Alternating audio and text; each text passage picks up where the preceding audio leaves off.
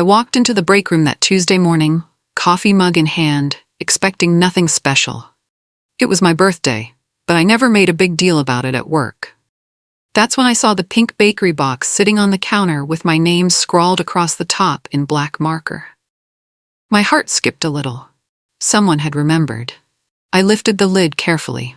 6 beautiful chocolate cupcakes sat inside, each topped with swirled vanilla frosting and rainbow sprinkles. They looked expensive, the kind you get from those fancy bakeries downtown. A small card tucked under the lid simply read, "Happy birthday. Hope your day is sweet." No signature. No name. I smiled despite myself. Working at Patterson & Associates wasn't exactly a warm, fuzzy place. Most days I felt invisible among the 30-something employees. People kept to themselves, focused on deadlines and client meetings. For someone to go out of their way to buy me cupcakes, it felt like a small miracle. I took a picture of the box with my phone, wanting to remember this unexpected kindness. The frosting caught the morning light streaming through the break room window. They really were beautiful. Maybe today would be different after all. I was about to close the box when Corey, my manager, bustled into the break room. Her face lit up when she spotted the cupcakes. "Oh my goodness, those look amazing," she said, grabbing a coffee pod.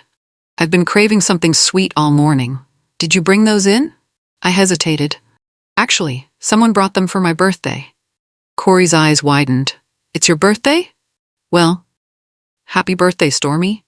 She peered closer at the cupcakes. Those looked too good to resist.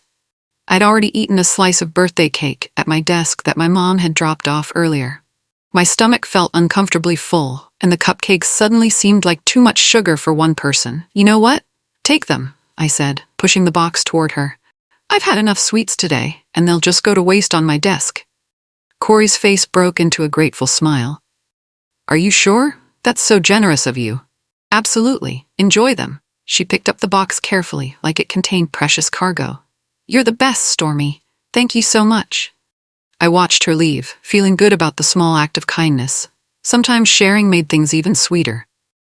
20 minutes later, the fire alarm started shrieking. Not the monthly test we were all used to. This was different. Urgent. People rushed past my cubicle toward the emergency exits, but then I heard shouting from the direction of Corey's office. "Call 911. Someone call 911. My blood turned to ice. I abandoned my computer and ran toward the commotion. A crowd had gathered outside Corey's door. Through the gaps between people, I could see her slumped over her desk, unconscious. Blake from IT was on his knees beside her, checking her pulse. "She's breathing, but barely responsive," he called out to someone on the phone with emergency services. Diana from accounting pushed through the crowd. "What happened? Was it a heart attack?" "I don't know," Blake said grimly. "She was fine an hour ago." That's when my eyes landed on the pink bakery box, now empty, sitting open on Corey's desk. Crumbs and frosting smears covered her keyboard. My legs went weak. "The cupcakes," I whispered, but my voice was drowned out by the sirens already approaching outside. The paramedics would be here soon. But I had a horrible feeling that whatever was wrong with Corey, those innocent-looking cupcakes were to blame. Weren't those cupcakes meant for Stormy? The whisper came from somewhere behind me, but it might as well have been shouted through a megaphone. Every person in that hallway turned to stare at me. "She brought them in this morning," someone else muttered. "For her birthday," another voice added. I felt the walls closing in. The way people looked at me, like I was suddenly dangerous, like I was capable of something terrible. "I didn't bring them," I said quickly, but my voice came out thin and shaky. "Someone left them for me. I don't know who." Roger from sales crossed his arms. "So you're saying someone bought you cupcakes and now Corey's unconscious after eating them?" "It wasn't me." The words burst out louder than I intended, drawing even more stares. Blake looked up from where he was monitoring Corey's breathing. His expression was unreadable, but I caught something in his eyes. Not accusation, more like pity.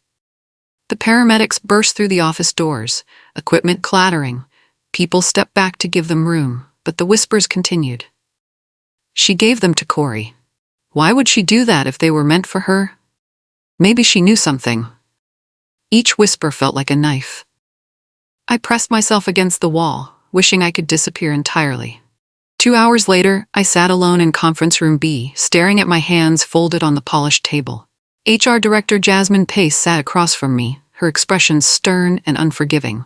"Walk me through this morning again," she said, pen poised over her notepad. I'd already told the story 3 times. I found the cupcakes in the break room with my name on them. When Corey came in and said she was craving something sweet, I offered them to her. "And you have no idea who brought them?" "None." Jasmine's eyes narrowed. "That seems convenient, Stormy. Someone leaves expensive bakery cupcakes specifically for you, and you claim to know nothing about it." "I'm telling the truth." "Where did you buy them?" "I didn't buy them." "Then who did?" "I don't know." My voice cracked with frustration. Jasmine scribbled something down. "Corey is stable, but the doctors found traces of sedatives in her system. Someone deliberately drugged those cupcakes." The room felt like it was spinning. Sedatives? This wasn't just a prank gone wrong. This was serious. "The police will want to speak with you," Jasmine continued. "Until then, you're suspended pending investigation." Suspended. The word hit me like a physical blow. I was being framed, and there wasn't a single thing I could do about it. Walking back to my desk to collect my things felt like a death march. Every conversation stopped as I passed. Every pair of eyes followed my movement. Diana, who I'd always considered friendly, suddenly found her computer screen fascinating when I approached. "Diana," I said quietly, "you know I would never." "I'm sorry, Stormy," she interrupted without looking up. "I can't talk to you right now." Even worse was the reaction from James, my closest work friend. When I tried to catch his eye, he actually got up and walked away from his desk. The message was clear. I was toxic now. Guilty by association with those cupcakes. I packed my personal items into a cardboard box, a coffee mug, a small plant, some framed photos. Things that had made this place feel like home for the past 3 years. As I headed toward the elevator, I heard someone whisper, "I always thought there was something off about her." The elevator doors closed, and I let out a shaky breath. 24 hours ago, I was just another employee celebrating a quiet birthday. Now I was the prime suspect in a poisoning. But I knew one thing for certain: whoever did this was still in that office, watching me fall. That night, I sat on my couch staring at my reflection in the black TV screen. The house felt too quiet, too empty. Every few minutes, my phone would buzz with a news alert or a text from a friend who'd heard about what happened. I'd tried calling my mom, but how do you explain that someone tried to poison your boss with cupcakes meant for you? How do you make sense of something that didn't make sense? The worst part was knowing that tomorrow, and the day after, and the day after that, I'd wake up under this cloud of suspicion. HR wasn't going to save me. The police would investigate, but they'd start with the obvious suspect, me. If I wanted my life back, I was going to have to clear my name myself. I got up and grabbed a notebook from my kitchen drawer. If someone was trying to destroy me, they'd made one crucial mistake. They'd underestimated me. I opened to the first page and wrote, "Who would want to hurt Corey? Who had access to the break room? Who knew it was my birthday?" The list of questions grew longer with each line. Someone in that office was a very good liar. But lies always had cracks in them. I was going to find every single one. The next morning, I drove to Sweet Bliss Cupcakery downtown. The young woman behind the counter had purple hair and friendly eyes that quickly turned sympathetic when I explained why I was there. "Oh, you're from the news story," she said. "That's so awful. I'm sorry you're going through this. Can you tell me anything about who ordered the cupcakes?" It was 6 chocolate with vanilla frosting, picked up Tuesday morning. She pulled out a receipt book and flipped through the pages. "Here it is. Cash payment, no name given. But I remember her. She had really pretty auburn hair down to her shoulders. She seemed nervous, kept looking around like she was worried someone would see her." My heart started pounding. Auburn hair. That narrowed things down significantly. "What time did she come in?" "Early. We just opened, so around 7 a.m. "Did she say anything else? Anything unusual?" The girl bit her lip, thinking. "Actually, yeah. She asked specifically about our delivery time to your office building. She wanted to make sure they'd be fresh when they were found." The way she said found made my skin crawl. I thanked her and left, my mind racing. Someone had planned this carefully. They'd gotten up early, paid cash to avoid a paper trail, and timed everything perfectly. But they'd made one mistake. They'd been seen. Now I just had to figure out which auburn-haired coworker wanted to frame me for attempted murder. Back at the office building, I sat in my car in the parking lot, watching people arrive for work. I'd called in sick to avoid the awkwardness of being suspended, but I needed to see my coworkers with fresh eyes. There were 3 women with auburn hair in our office: Vanessa from marketing, Rachel from client services, and Ramona from the legal department. Vanessa walked past my car without noticing me. She moved with her usual confident stride, chatting on her phone. Nothing seemed different about her behavior. Rachel came in 10 minutes later, but her hair was more of a dark brown than auburn. I crossed her off my mental list. Then I saw Ramona. Even from a distance, something seemed off. She kept glancing around the parking lot like she expected someone to be watching her. When she reached the building entrance, she paused and looked back once more before disappearing inside. That nervous energy, it reminded me of how the bakery worker had described the customer. I pulled out my phone and started scrolling through the office directory, looking up everyone's employee photos. When I got to Ramona's picture, my stomach dropped. Auburn hair, shoulder length, exactly like the bakery description. But Ramona and I had always gotten along fine. We'd never had any conflicts, barely even spoke beyond polite hallway greetings. Why would she want to frame me? I waited until lunch break, then casually strolled into the building like I was just stopping by to pick up something I'd forgotten. Most people were out eating, making it easier to move around unnoticed. I found a group of coworkers chatting by the water cooler and joined their conversation. "This whole cupcake thing is so crazy," I said, trying to sound genuinely puzzled. "I keep wondering who shops at that Sweet Bliss place downtown. Anyone ever been there?" Most people shrugged or shook their heads. "Never heard of it," said Tom from finance. "I stick to the grocery store bakery," Diana added without making eye contact with me. But when I mentioned the bakery name, I caught something interesting. Ramona had been walking past with her lunch, and at the mention of Sweet Bliss, she stumbled slightly. Just a tiny misstep, but enough to make her coffee slosh in its cup. "Careful there, Ramona," Roger called out with a laugh. Ramona forced a smile. "Just clumsy today, I guess." She continued to the break room, but I noticed her hands were shaking as she set down her coffee. It was a small thing, maybe meaningless, but combined with her nervous behavior in the parking lot, it was starting to paint a picture. I excused myself from the water cooler group and headed for the bathroom, mind spinning with possibilities. Blake from IT caught up with me in the hallway as I was leaving the building. "Stormy, wait up," he said, glancing around to make sure no one was listening. "I need to tell you something, but you can't say where you heard it." My pulse quickened. "What is it?" "I was doing some routine maintenance on the network yesterday, checking browser histories for security issues. It's standard procedure," he said quickly. "But I found something weird." He pulled out his phone and showed me a screenshot. Someone used their work computer to search for information about Sweet Bliss Cupcakery last Thursday, 3 days before your birthday. I stared at the screen. The search had been conducted at 2:47 p.m., and it included not just the bakery's website, but also their menu, location, and hours. "Can you tell me whose computer it was?" Blake shook his head. "I can't officially tell you that, but..." He paused, looking conflicted. "If you happen to notice that the search came from a computer in the legal department, well, I can't help what you notice." Legal department, where Ramona worked.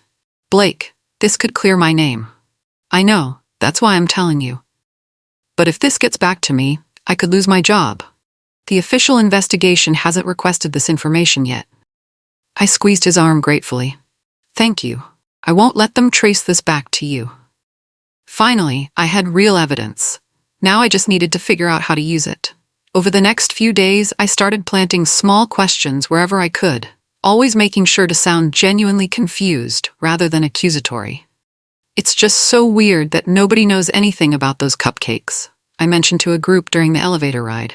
"Right? Like they just appeared out of nowhere." Tom agreed. "And the strangest part is that someone clearly planned it," I continued. "I mean, they had to know it was my birthday, know where I'd find them, know when Corey would be around." I watched faces carefully. Most people just looked thoughtful or confused. But when I glanced at Ramona, she was staring at the elevator floor, her jaw clenched tight. "Maybe it was just random," she said quietly. "Wrong place, wrong time." "But they wrote my name on the box," I pointed out. Ramona's face flushed slightly. "Well, maybe someone I don't know. Maybe it was a mistake." Her voice trailed off, and the elevator fell silent. When the doors opened on her floor, Ramona practically ran out.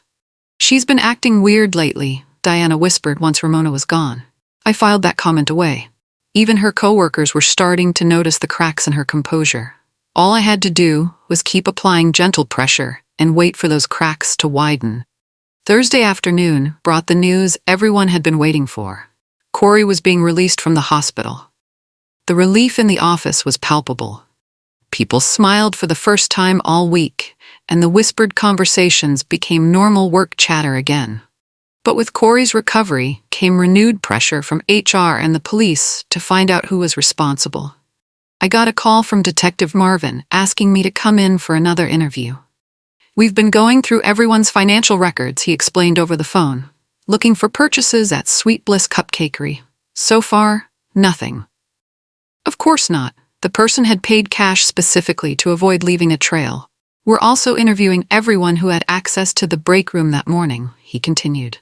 "This investigation is our top priority." After I hung up, I sat in my car feeling the walls closing in again. The police were thorough, but they were also methodical. It could take weeks for them to uncover what I already suspected. Meanwhile, my reputation was being destroyed, one whispered conversation at a time. I pulled out my phone and scrolled through my contacts until I found Blake's number. If the police weren't moving fast enough, maybe it was time to give them a little help. But first, I needed more evidence than just a browser history. Friday evening, I stayed late at the office under the pretense of cleaning out my desk one final time. Most people had gone home, leaving the building quiet and dimly lit. I was just gathering the last of my things when I noticed a sticky note stuck to my computer monitor. It definitely hadn't been there that morning. The message was written in block letters, "Drop it before you get burned." My hands trembled as I peeled off the note. Someone knew I was digging into this. Someone was watching me, tracking my movements, my conversations. Instead of fear, though, I felt a surge of anger. Whoever did this wasn't just content with framing me, now they were threatening me too.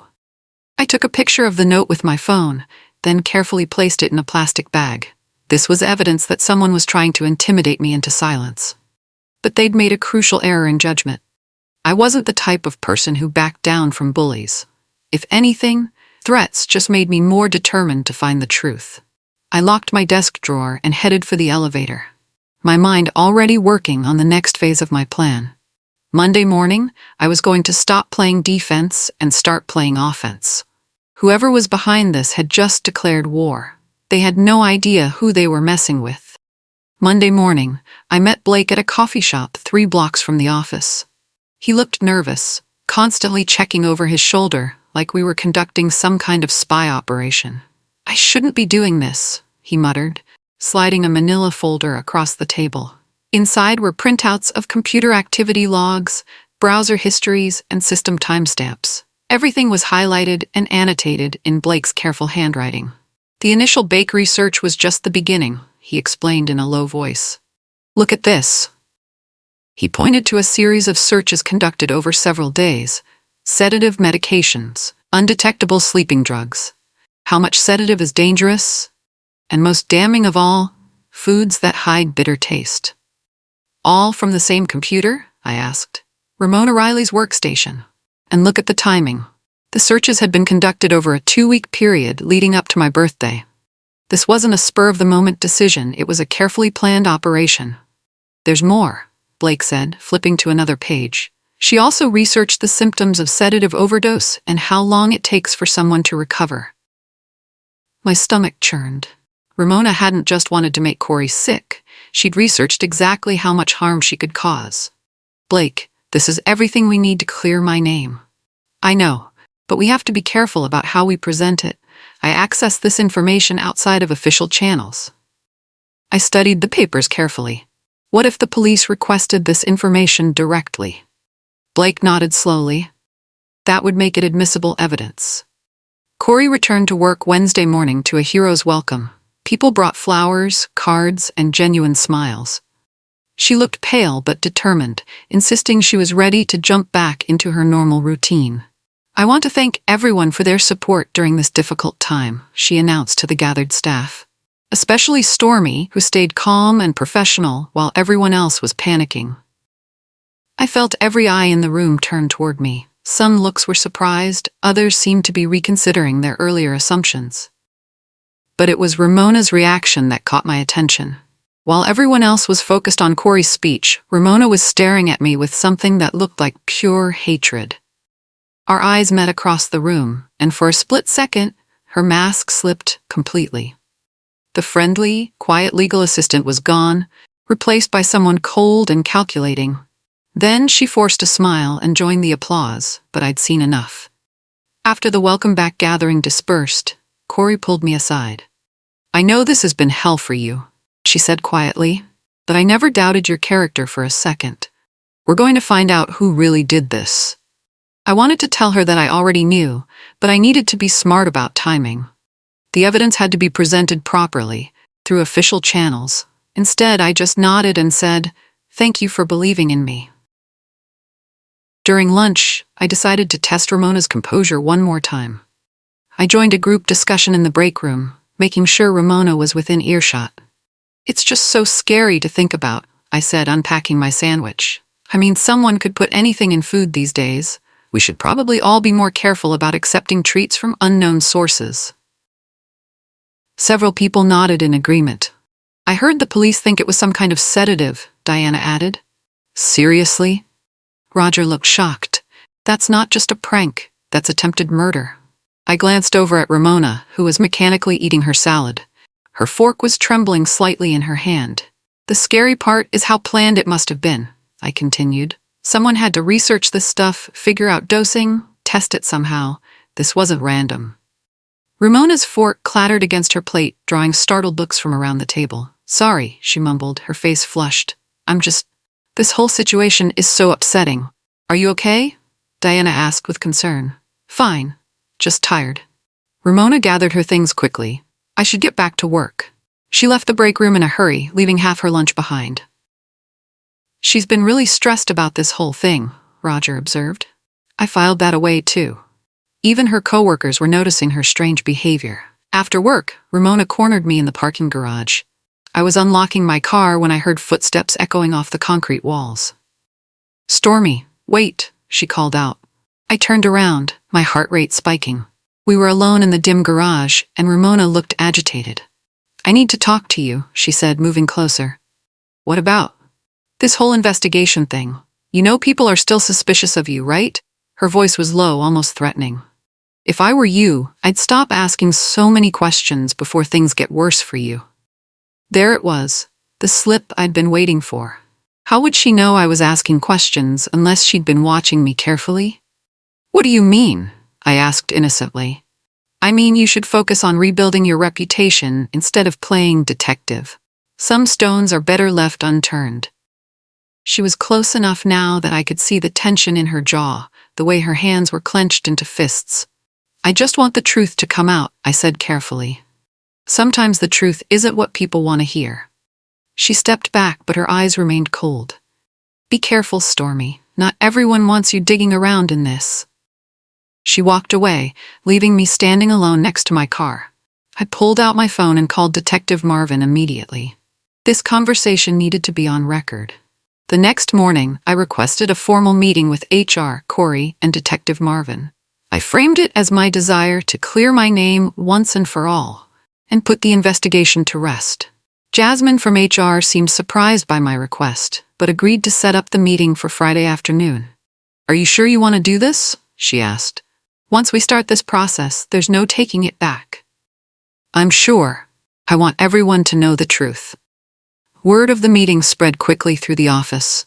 By lunch, people were buzzing with speculation about what I might reveal. Ramona heard the news from Diana, who mentioned it within my earshot.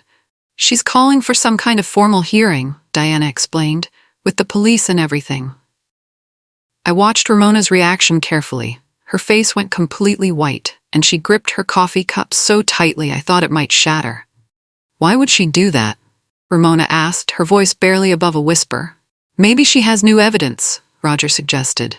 Or maybe she just wants to clear the air. Ramona excused herself and hurried toward the bathroom. I followed at a distance and heard her throwing up in one of the stalls. The pressure was finally getting to her. Friday couldn't come soon enough. Friday afternoon, I sat in a large conference room facing HR, Corey, Detective Marvin, and the police investigator who'd been working the case. Thank you all for coming, I began, my voice steady despite my racing heart. I requested this meeting because I want to address the suspicions surrounding me head-on. Detective Marvin leaned forward. We appreciate your cooperation, Stormy. This investigation has been challenging given the lack of physical evidence. I understand.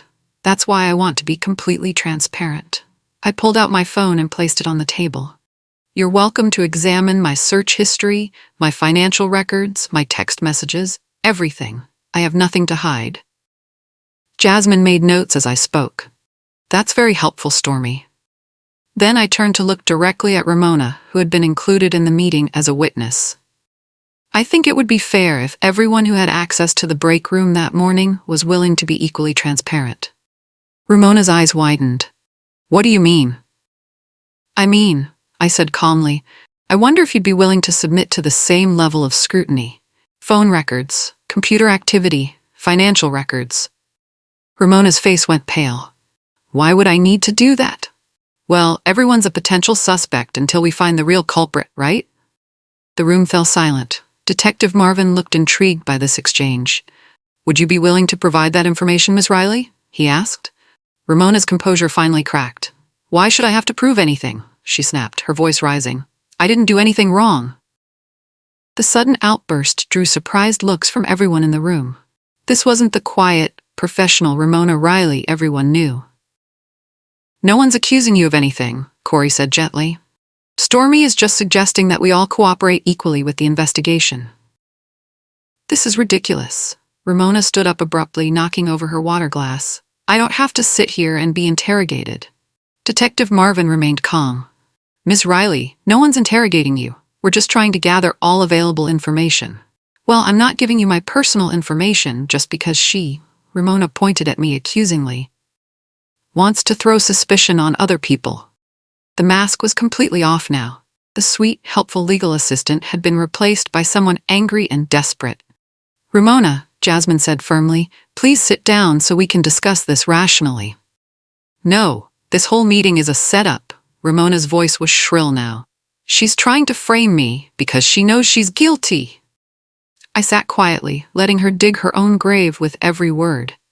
Detective Marvin was taking notes now, his expression focused and alert.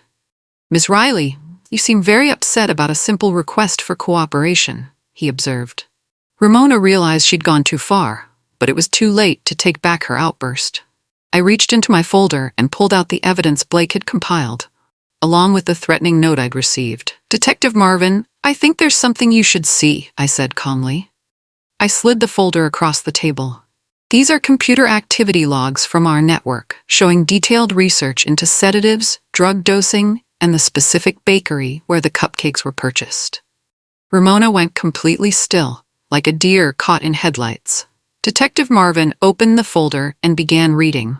His eyebrows rose as he reviewed each page. This research was conducted over a 2-week period leading up to the incident, I continued, and this note was left on my desk warning me to stop investigating. Corey leaned forward to look at the evidence. Where did this information come from? Our IT department can verify the computer logs, I explained, and I photographed the threatening note exactly as I found it. Detective Marvin looked up at Ramona.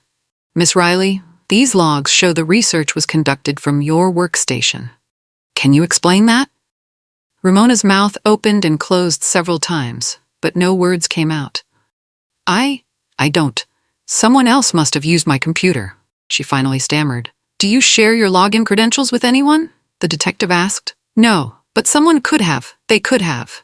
Her explanation trailed off as she realized how weak it sounded. The evidence was overwhelming, and everyone in the room could see it. The silence stretched on for what felt like an eternity. Then Ramona suddenly broke down completely. "It was just supposed to be a prank," she sobbed, her carefully constructed facade crumbling. "I never meant for Corey to eat them. They were meant for Stormy."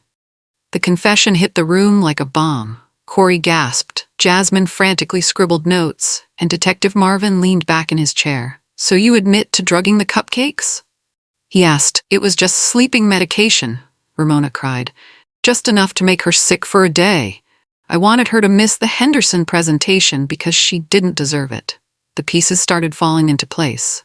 The Henderson presentation had been a huge opportunity, one that both Ramona and I had been considered for.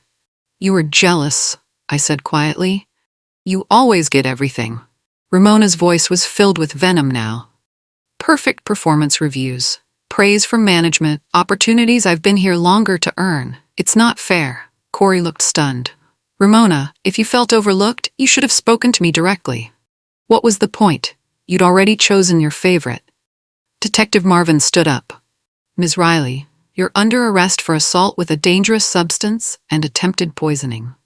As the handcuffs clicked into place, Ramona looked at me with pure hatred. "I should have used more," she whispered. The chilling words sent a shiver down my spine. This hadn't been a harmless prank. It had been a deliberate attempt to hurt me. The news of Ramona's arrest spread through the office like wildfire. By Monday morning, the entire atmosphere had changed. People who had avoided me for weeks now approached with sheepish apologies. "I'm so sorry we doubted you," Diana said, tears in her eyes. "I feel terrible about how we treated you." "I should have known you'd never do something like that," James added, looking genuinely ashamed. Even Roger, who had been one of the most vocal skeptics, pulled me aside.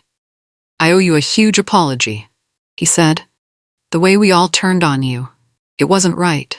I appreciated their apologies, but the damage had already been done. I'd learned who my real friends were during the crisis, and who was willing to abandon me at the first sign of trouble. Corey called me into her office that afternoon. "Stormy, I can't begin to express how sorry I am for what you've been through," she said. "Not just the false accusations, but having to solve this case yourself while dealing with everyone's suspicion. I just wanted the truth to come out." "Well, it has, and I want you to know that your job is secure, your reputation is cleared, and—" She paused, smiling. "I'm recommending you for promotion to senior analyst.